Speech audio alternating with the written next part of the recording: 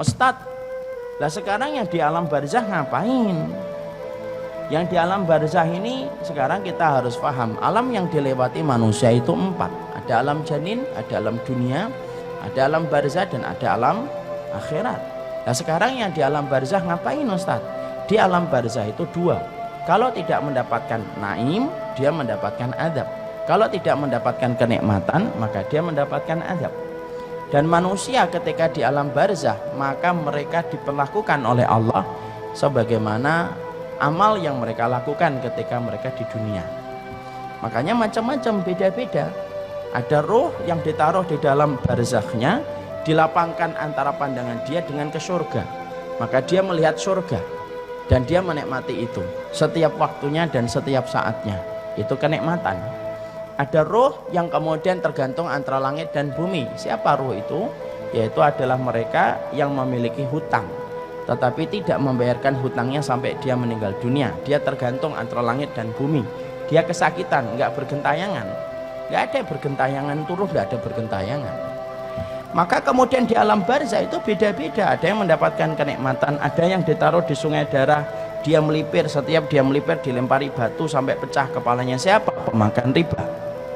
Ada yang kemudian ditaruh di tanur. Tanur itu periuk, masuknya kecil, kemudian bawahnya gede. Untuk siapa? Mereka para pezina yang tidak bertobat sampai kemudian mereka mati dengan zina yang mereka kerjakan.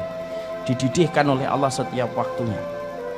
Makanya zina itu urusan gede, itu zina. Urusan yang tidak bisa dipandang remeh itu urusan zina. Maka dipanaskan. Ada roh yang kemudian di dalam tembolok burung-burung hijau menikmati surga, masuk ke surga di tembolok burung hijau, kemudian makan yang di surga, kemudian rumahnya di bawah arsy Allah. Siapa itu? Darahnya para syuhada. Beda-beda. Ada roh yang kemudian mati bunuh diri terus. Kalau dia bunuh dirinya dengan gini, ya dia gini terus. Siapa itu? Orang yang matinya bunuh diri. Kalau ada orang yang kemudian matinya minum baygon, ya di dalam kuburnya minum baygon terus. Dan tidak usah tanya, begonya dari mana Ustaz? Saya juga nggak ngerti. Tapi di situ kemudian disebut dengan alam barzah. Alam barzah itu bisa nggak ketemu Ustaz? Bisa. Orang itu kalau di alam barzah bisa ketemu.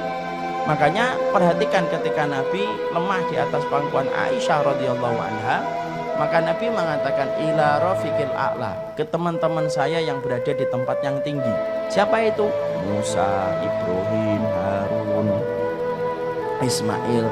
Makanya Nabi ketika Isra Mi'raj ketemu nggak dengan saudara-saudara beliau? Ketemu Nabi Musa, ketemu Nabi Ibrahim, ketemu Nabi Adam.